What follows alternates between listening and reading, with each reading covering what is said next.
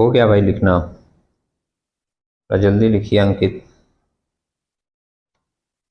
और जैसा अभी तुम बोल रहे थे कि हम लोगों का इसमें जो रिकॉन्सिलेशन स्टेटमेंट दिया है वो इजी है, तो उसको पहले कर लें। लेकिन हमने क्या है कि सोचा कि स्टेप वाइज चीज़ों को लेकर चलें तो ज़्यादा सही रहेगा, है ना। हम लोग ये पेपर जो सॉल्व कर रहे हैं 2019 का ऑनर्स का पेपर है और इसको स्टेप वाइज लेकर चल रहे हैं। तो चीज़ें क्या है, जब स्टेप वाइज लेकर चली जाती हैं तो वो आपको ज़्यादा क्लियर वे में समझ में भी आएंगी। तो इसीलिए हम लोग क्या है, ग्रुप बी का क्वेश्चन नंबर 5 तक किए थे। 5 का 2 क्वेश्चन था, एक मेन क्वेश्चन और एक और वाला पार्ट, ये दोनों हम लोग किए थे। अब इसके बाद हम लोग क्वेश्चन नंबर 6 करेंगे और क्वेश्चन नंबर 6 जो है वो आपका लेबर चैप्टर से रिलेटेड है। और अगर एक बात मैं अपनी तरफ से कहूँ तो 2019 के पेपर में 2 क्वेश्चन हमको दिखा था जो मेरे हिसाब से थोड़ा स्टैंडर्ड था। एक आपका क्वेश्चन था लेबर चैप्टर का और दूसरा जो क्वेश्चन है वो अभी हम लोग बाद में देखेंगे। वो क्वेश्चन हमको थोड़ा सा लगा था, जो थोड़ा सा 19-20 बोलते हैं ना, तो थोड़ा सा एक्स्ट्रा बढ़ाकर दे दिया था आपका एक लाइन प्रोसेस कॉस्टिंग में। तो ये 2 क्वेश्चन जो थे वो थोड़े से स्टैंडर्ड थे, बाकी जितने भी क्वेश्चन पूछे गए थे वो एवरेज था, नॉर्मल। और एक बात और आप ध्यान रखिएगा एग्जाम में भी, कि आपके एग्जाम में अगर मान लीजिए आपको 9 क्वेश्चन करने को मिलते हैं, 8 क्वेश्चन करने को मिलता है, तो उसमें जनरली 5 क्वेश्चन आपका एवरेज रहता है।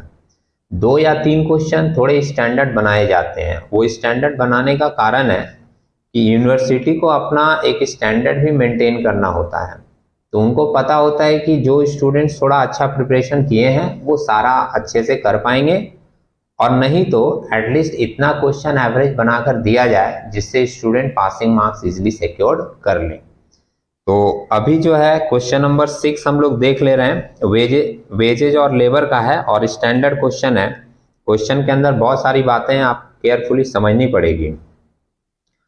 अभी तक लेबर में ज़्यादातर स्टूडेंट जो प्रैक्टिस करते हैं उनका क्या रहता है कि वो सिंपल फार्मूला पुटिंग वाला कैलकुलेशन कर लेते हैं, लेकिन इसमें बहुत सी बातें पूछी गई हैं। पहले सम्स को पढ़ रहे हैं, उसको ध्यान से देखिए, समझिए, उसके बाद फिर हम लोग सॉल्यूशन में देखेंगे कि किस तरीके से कैलकुलेशन किया गया है। क्लियर है। फर्स्ट लाइन मेंशन कर रहा है, in respect of the production department of a factory following information are available. Information क्या क्या दिया है, total number of direct worker है 10 वर्कर काम कर रहा है।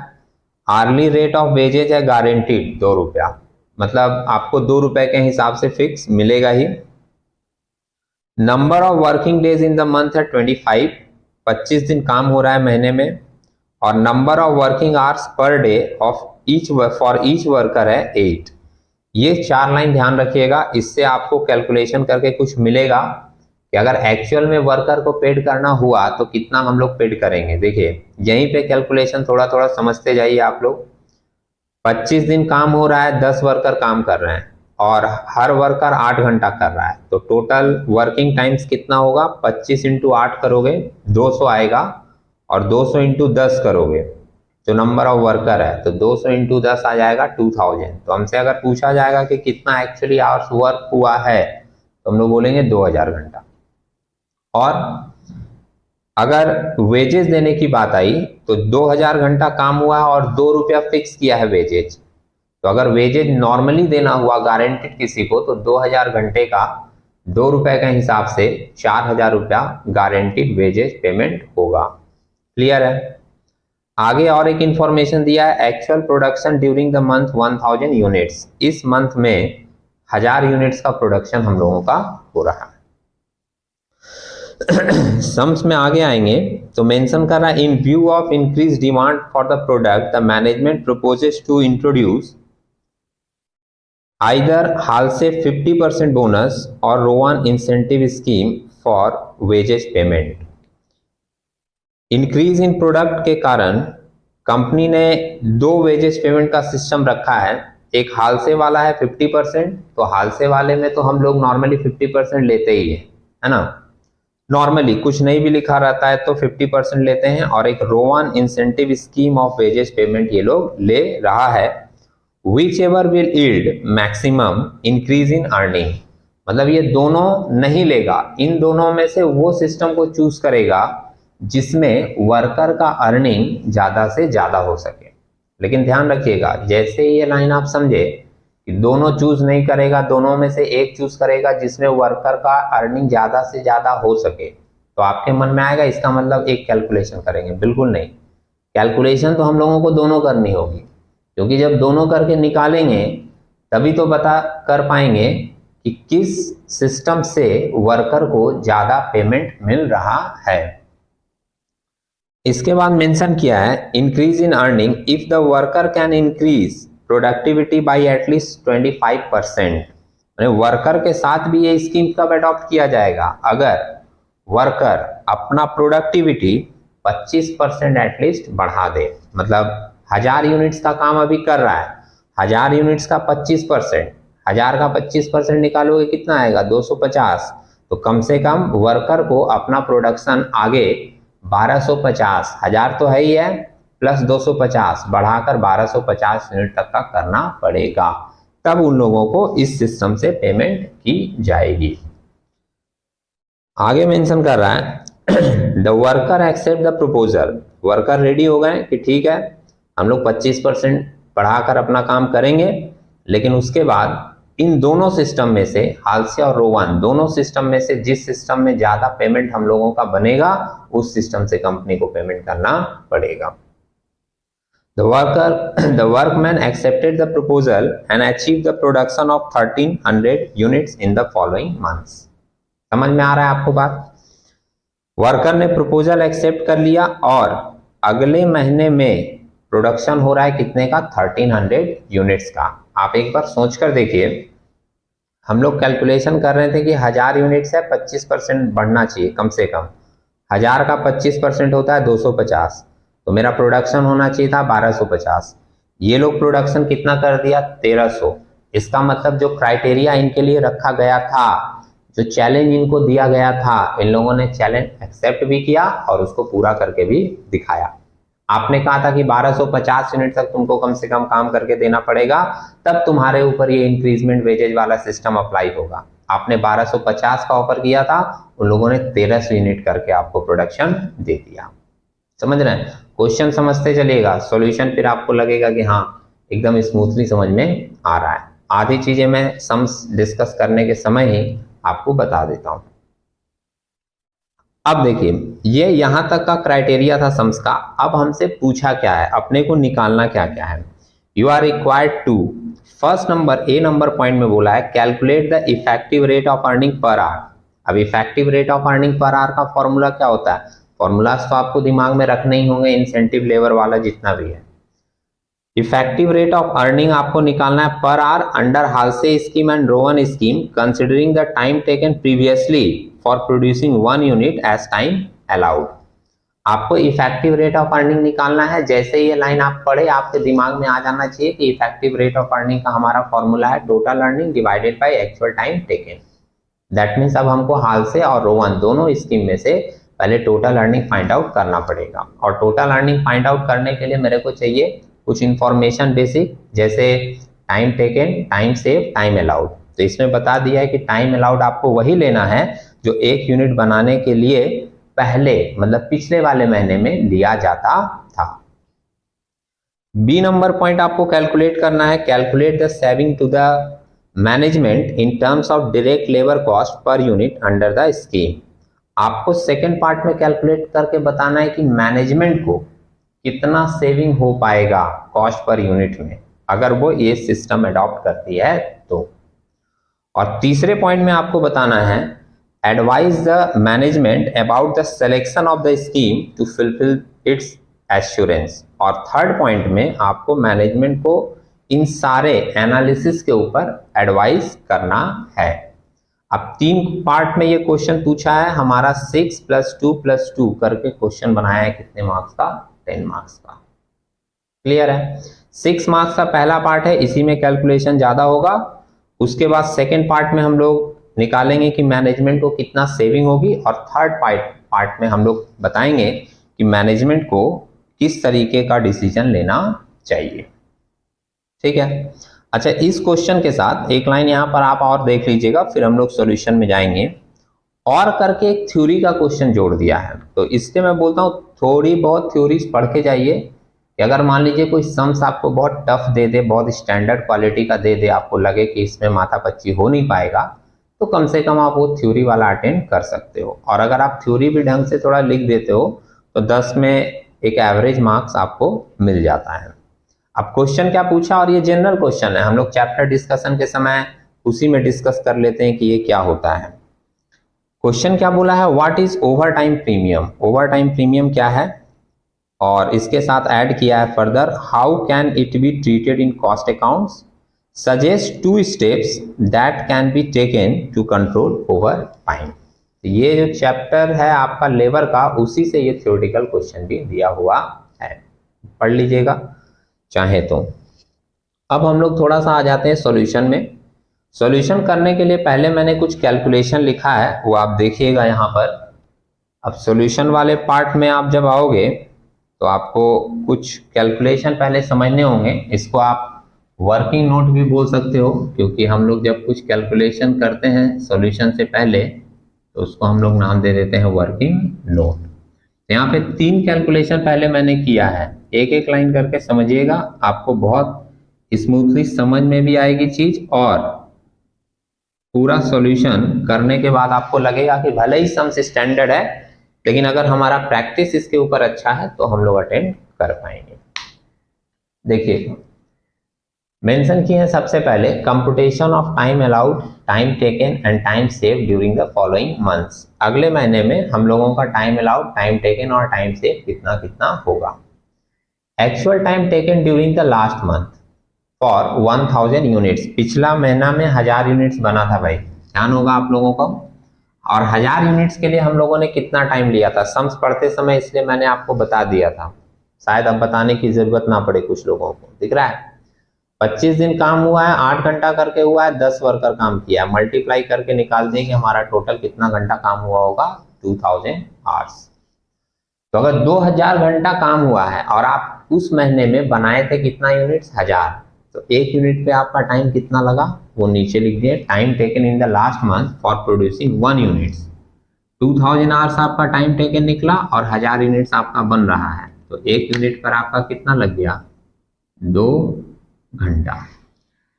ठीक है, आगे क्या मेंशन किए, now this 2 hours is considered as the time allowed per unit for the following months. ये अपने मन से नहीं लिखा गया है, क्वेश्चन पढ़ने के समय जब हम लोगों से यू आर रिक्वायर्ड टू लिखा था, उसके पॉइंट नंबर ए में मेंशन किया था कि पिछले बार का जो टाइम अलाउड होगा, जो टाइम टेकन होगा, वही इस बार का टाइम अलाउड लिया जाएगा। पिछले महीने का टाइम टेकन, इस महीने का टाइम अलाउड, तो उस हिसाब से क्या लिखे, इन the following months time allowed for producing 1300 units.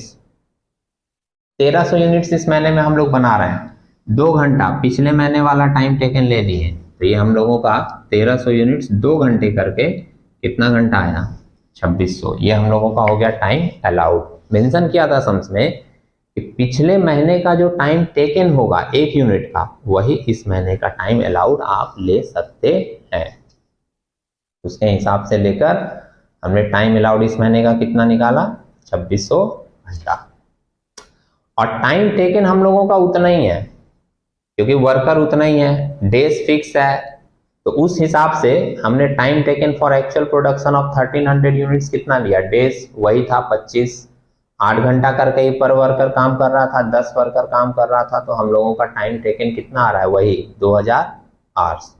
अब टाइम अलाउड है 2600, टाइम टेकन है 2000, तो हम लोगों का टाइम सेव इस महीने में कितना हो गया, 600 घंटा।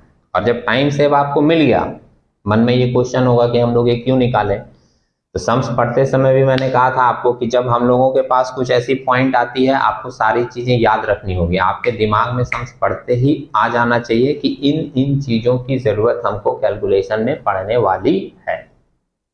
क्या क्या चीज का, अब हम लोगों को जब टोटल अर्निंग निकालना था तो बोनस निकालना पड़ेगा, बोनस निकालने के लिए हमको time save, time allowed, time taken सब चाहिए।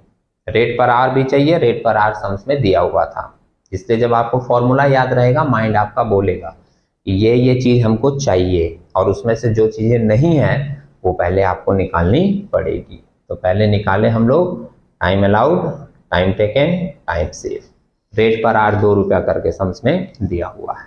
अब पॉइंट नंबर 2 में क्या निकालें, computation of bonus for the following months under Halsey scheme. Halsey scheme में बोनस का क्या फॉर्मूला था, 50/100, या उसको कुछ लोग 50% भी लिख देते हैं, सेम चीज है, या फिर 1/2 भी लिख सकते हो, कोई प्रॉब्लम नहीं है। बोनस हम लोग लिखें 50/100 into time save into rate per hour, 50/100 into time save 600 निकला, और रेट पर आवर सम्स में दिया हुआ है कितना, 2 रुपया। तो हम लोगों का हाल्से स्कीम से बोनस आ गया कितना, 600 का। पॉइंट नंबर 3 में क्या निकाले हैं वर्किंग में, computation of bonus for the following months under रोवान scheme. अब रोवान स्कीम से क्या फॉर्मूला था हम लोगों का, time save by time allowed into time taken into rate per hour. तो टाइम सेव अपने निकाल लिए 600, टाइम अलाउड 2600 दिख रहा है, इंटू टाइम टेकन 2000 घंटा और रेट पर आवर है 2। इसको आप सॉल्व करोगे तो कुछ पॉइंट में फिगर आ रहा था, पॉइंट एडजस्ट करके अवॉइड करके हमने ले लिया कितना, फाइनल फिगर 923। ये हम लोग दोनों बोनस निकाल लिए हाल्से से भी और रोवन से भी। अब हम लोग अपना कैलकुलेशन स्टार्ट करेंगे सॉल्यूशन का। तो सॉल्यूशन में आप देखोगे सबसे पहले ये लिख कर दिखा दिए जो कि हम लोगों के सम्स में था कि कम से कम 25% तक उनको अपना इंक्रीजमेंट दिखाना पड़ेगा, लेकिन हमारे वर्कर ने हमारा प्रपोजल एक्सेप्ट भी किया, चैलेंज एक्सेप्ट भी किया और उसको पूरा करके भी दिखाया, और उन लोगों ने 25% के जगह पे 30% इंक्रीजमेंट करके दिखाया। वही बात हम लोग यहाँ लिखकर अपना सॉल्यूशन स्टार्ट किए हैं। Actual production in the following months है 1300 यूनिट्स इस महीने का, और actual production of last month था कितना, 1000 यूनिट्स। तो इंक्रीजमेंट कितना हुआ, 300 का। अब आपको दिख रहा है कि 1000 से 300 का इंक्रीजमेंट हो गया, 30% इंक्रीज हुआ, तो बात लिख कर बतानी पड़ेगी, percentage increase in the efficiency of worker. और फॉर्मूला क्या है परसेंटेज निकालने का, वैसे आप समझ पा रहे हो कि 1000 यूनिट्स था, 300 बढ़ा है, मतलब 30% बढ़ा है, लेकिन फिर भी उसको दिखा दे रहे हैं एक फॉर्मूला पुट करके, increment divided by production of the last month into 100। 300 का इंक्रीजमेंट है, डिवाइडेड बाय लास्ट मंथ का प्रोडक्शन था 1000 इंटू 100 किए, 30% आया। अब स्टेटमेंट मेंशन कर दिए, worker could increase productivity by at least 25%, जो कि सम्स में दिया था, in the following months, and accordingly they are eligible to receive wages either under Halsey scheme और Rowan scheme, whichever will yield maximum increase in their earning. अब हम लोग effective rate निकाल रहे हैं। Statement showing effective rate of earning under Halsey scheme and Rowan scheme, एक format कर लिए पार्टिकुलर्स का, हाल्से का और रोवन का। गारंटीड बेसिक वेजेज, ये हम लोग सम्स पढ़ने के समय डिस्कस किए थे कि बेसिक वेजेज हम लोगों का कितना है, 25 दिन 8 घंटा 10 वर्कर 2 रुपया करके मल्टीप्लाई हो जाएगा सबका, और मल्टीप्लिकेशन करके हम लोग कितना पेमेंट करेंगे बेसिक 4000। आप मल्टीप्लाई करके देख लीजिएगा, ठीक है, कैलकुलेशन खुद से चेक करनी चाहिए। इंसेंटिव बोनस, बोनस तो हम लोग यहाँ वर्किंग में निकाल लिए, तो आप डायरेक्ट यहाँ पर लिख सकते हो, वर्किंग नंबर 2 और 3 में निकला था, यहाँ पर आप मेंशन कर दीजिएगा वर्किंग नोट नंबर 2 एंड 3 में हमने निकाला है 600 और 923। इन दोनों को ऐड करें तो टोटल अर्निंग आ गया, और टोटल अर्निंग आने के बाद फॉर्मूला हम लोग इफेक्टिव रेट ऑफ अर्निंग का ले लेते हैं, टोटल अर्निंग, जो कि ये है हमारा, डिवाइडेड बाय टाइम टेकन। तो 4600 डिवाइडेड बाय 2000 करोगे आपको 2.3 मिल जाएगा, और 4923 डिवाइडेड बाय 2000 टाइम टेकन है, आप डिवाइड करोगे आपको 2.4615 मिल गया। ये आपका आ गया first part, effective rate of earning. इसके बाद हम लोगों को 2 पार्ट और कैलकुलेट करना है, जिसमें हम लोगों को ये बताना है कि मैनेजमेंट का सेविंग कॉस्ट पर यूनिट कितना होगा, और थर्ड पार्ट में हम लोगों को मैनेजमेंट को एडवाइस करना है ना। तो मेरे हिसाब से इस साइड वाला चीज आप लोग लिख लिए होंगे, तो मैं अभी क्या करता हूँ, इस पार्ट को मिटा देता हूँ, और इधर में मैं आपको बी और सी नंबर पार्ट करके दिखाता हूँ, ठीक है, ओके। तब तक जो लोग इधर का नहीं लिखे हैं वो लोग फटाफट लिख लें। हम लोग बी और सी पार्ट अभी कंटिन्यू करेंगे।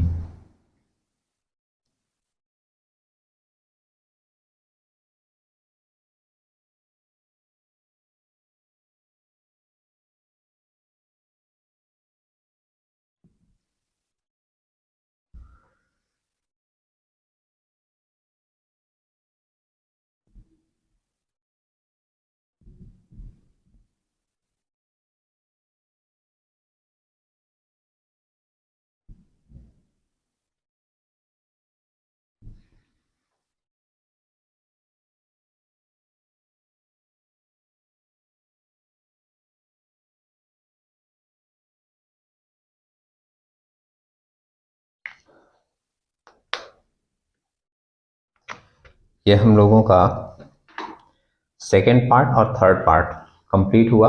एक बार आप लोग इसको समझ लीजिए, उसके बाद फिर आप लोग नोट कर लीजिएगा जिनका नहीं हुआ रहेगा। समझे? फर्स्ट पार्ट में हम लोग निकाल लिए अर्निंग पर आवर, ये आप लोग देख लियो, अर्निंग पर आवर या इफेक्टिव रेट ऑफ अर्निंग बोलते हैं इसको। सेकेंड पार्ट में हम लोगों से पूछा गया था कि मैनेजमेंट को कितने का सेविंग होगा, दोनों स्कीम में आपको निकाल के बताने हैं। और थर्ड पार्ट में आपको मैनेजमेंट को एडवाइस करना है कि मैनेजमेंट इन दोनों में से कौन सा स्कीम चूज करेगा, क्योंकि मैनेजमेंट ने अपने वर्कर को एश्योर्ड किया था कि जिस सिस्टम में आपका अर्निंग ज्यादा आएगा वही सिस्टम हम लोग फॉलो करके आपको उसके हिसाब से पेमेंट देंगे। ठीक है, तो सेकेंड पार्ट में पहले सेविंग निकालते हैं और थर्ड पार्ट में फिर मैनेजमेंट का एडवाइस देखते हैं। सबसे पहले ऊपर में हेडिंग लिखे हैं, दिख रहा होगा आपको। कुछ छोटे छोटे वर्ड में मैं लिखता हूं, लेकिन मैं आपको पढ़कर भी बोलता हूं। अगर मान लीजिए दिखने में सुविधा हो रही होगी तो आप मेरी बातों को फॉलो करके देख सकते हो कि क्या वर्ड लिखी गई है। सबसे पहले लिखे हैं statement showing saving to the management in terms of direct labour cost per unit. Halsey का कॉलम बनाया और रो 1 का अमाउंट देखते रहिएगा। डायरेक्ट लेबर कॉस्ट, ये लेबर कॉस्ट हम लोगों ने फाइंड आउट किया है। यहां पर भाई दिखिएगा आपको लेबर कॉस्ट फर्स्ट वाले स्टेटमेंट में, या टोटल अर्निंग आप इसको बोल सकते हो, 4600 और दूसरे का 4923, और ये जो लिखा गया है अमाउंट वो रुपीज में है। बी नंबर पॉइंट लिखे हैं एक्चुअल प्रोडक्शन। ये सम्स में दिया है कि फॉलोइंग मंथ्स में हम लोगों का प्रोडक्शन जो हुआ है वो 1300 यूनिट्स का हुआ है और ये यूनिट्स में है। तो आपका labour cost per unit under incentive scheme, bonus जो आप दे रहे हो हाल से और रोवन से, उस स्कीम में आपका पर यूनिट का लेबर कॉस्ट कितना आ रहा है, कैसे निकलेगा? जो आपका लेबर कॉस्ट है उसको डिवाइड कर दीजिए यूनिट से, मतलब A डिवाइडेड बाई B। इसको डिवाइड करके हमने रेट निकाला जो कि हम लोगों को मिला 3.5384 फर्स्ट का, और सेकेंड का 3.7869। इसके बाद डी नंबर पार्ट में निकाल रहे हैं labour cost per unit under guaranteed time wages. Time wages के हिसाब से पर यूनिट पे आपको कितना मिलता? एक यूनिट बनाने के लिए आपका 2 घंटा लग रहा था, ये हम लोग स्टार्टिंग में निकाले थे फर्स्ट वाले पार्ट में, जो मिटा दिया है हमने। 2 घंटा लगता था आपको और 2 रुपए करके गारंटी टाइम फिक्स था। तो एक यूनिट पर अगर हम लोग गारंटीड पेमेंट से करते तो कितना देना पड़ता? 2 घंटे का 2 रुपए के हिसाब से 4 रुपया और 4 रुपया। तो सेविंग कितने की हो रही है आप इन दोनों को कंपेयर करके बता सकते हो कि आपकी सेविंग कितने की हो रही है। Saving in the direct labour cost to the management 4 रुपया लगता अगर हम लोग गारंटीड पेमेंट करते तो, और अभी इंसेंटिव से कितना दे रहे हैं? 3.5384। तो माइनस करके ये वैल्यू आ रहा है और ये भी आपका रुपीज में है। 4 रुपया गारंटीड से लगता और इंसेंटिव स्कीम से देना पड़ रहा है 3.5384, माइनस किए तो आ गया 0.4616। और रोवन स्कीम से 4 रुपया गारंटीड का देना पड़ता, रोवन स्कीम से देना पड़ रहा है 3.7869। तो ये हम लोग डिवाइड करके माइनस करके निकाल ले रहे हैं, इसका कितना आ रहा है सेविंग? 0.2131। ये saving in direct labour cost to the management हम लोगों से पूछा था, दोनों स्कीम से निकालकर बता दिए। ठीक है, अब थर्ड वाला पॉइंट देखिएगा जिसमें पूछा गया था कि मैनेजमेंट को एडवाइस करो कि वो कौन सा स्कीम सेलेक्ट करेगी। अब इसके लिए हम लोगों ने कुछ फिगर और कुछ परसेंटेज फाइंड आउट किए हैं। क्या क्या है? Increase in the amount of earning to the worker. Halsey scheme में 4600 हम लोग उसको पेमेंट कर रहे हैं वर्कर को, दिख रहा होगा आपको फर्स्ट स्टेटमेंट में, है ना। और जबकि गारंटीड वीकली वेजेस से अगर पेमेंट करते हैं तो हम लोग कितना पेमेंट करते हैं, 4000 का, 4600 पेमेंट कर रहे हैं और गारंटीड था 4000, मतलब 600 रुपया ज्यादा पेमेंट कर रहे हैं हाल से स्कीम से। और सेम वैसे ही रो1 स्कीम में आपका टोटल पेमेंट आया था 4923 और गारंटीड था 4000, इस स्कीम में हम लोग उसको ज्यादा पेमेंट कर रहे हैं 923। कभी कभी क्या होता है कि अमाउंट जिसका ज्यादा है परसेंटेज भी उसी का ज्यादा आता है, लेकिन कभी कभी ये परसेंटेज चेंज हो जाता है, इसलिए आप क्या करोगे, अमाउंट में भी निकाल कर दिखाओगे और परसेंटेज में भी निकाल कर दिखाओगे, ठीक है। परसेंटेज पे जो डिस्कशन ली जाती है, परसेंटेज पे जो डिसीजन ली जाती है, वो डिसीजन ज्यादा एप्रोप्रिएट होता है, इसलिए अमाउंट में निकालने के साथ साथ मैंने परसेंटेज में निकाला। और परसेंटेज इंक्रीज निकालने का सिंपल फॉर्मूला है, अभी भी हम लोग यूज किए थे, यहाँ पर दिख रहा है आपको, इंक्रीजमेंट डिवाइडेड बाय लेते हैं बेस इंटू 100। हाल से स्कीम में 600 का इंक्रीजमेंट हुआ है, बेस 4000 है क्योंकि 4000 पे ही इंक्रीजमेंट दिखाया गया, इंटू 100 किए तो आएगा ये आपका 15%। और रो1 स्कीम में 923 का इंक्रीजमेंट है और इसका भी बेस वही गारंटीड वेजेज है 4000, इंटू 100 किए तो इसका परसेंटेज आया 23.075। अब आप देख रहे हो कि रो1 स्कीम में अमाउंट में भी ज्यादा है, दिख रहा है आपको ये, और परसेंटेज में भी ज्यादा है, तो हम लोग कंपनी को एडवाइस करेंगे कि रो1 स्कीम इसके लिए मोस्ट सुटेबल होगा। पूरा स्टेटमेंट लिखा है मैंने यहाँ पर, Here रो1 scheme yield maximum increase in the earning of worker in the amount as well as percentage. Fulfill the assurance given by the management. Management ने एश्योरेंस दिया था वर्कर को कि जिसमें ज्यादा आएगा वही स्कीम से हम आप लोगों को पेमेंट करेंगे। Therefore, it is suggested to adopt the रो1 scheme. ये आप पूरा अगर स्टेटमेंट बनाकर लिखते हो तो आपका सम्स कंप्लीट होता है और आपको फुल मार्क्स मिल सकता है, ठीक है। कैलकुलेशन बड़ा था तो मेरा रिक्वेस्ट रहेगा कि आप लोग इस सम्स को एक बार फिर से, एक बार तो देखकर आप किए ही हो, एक बार बिना देखे फिर से सोचकर आप इसको कीजिएगा। जब प्रैक्टिस आपकी 2-3 बार की रहेगी तो आपका कॉन्फिडेंस भी थोड़ा इंक्रीज रहेगा। अभी जिन लोगों का लिखना रह गया था वो लोग लिख लीजिए, लिखने के बाद भी कोई मन में डाउट आए तो एक बार फिर से पूछ लीजिएगा, हम एक बार फिर से उसको रिपीट कर देंगे, ठीक है। Thank you.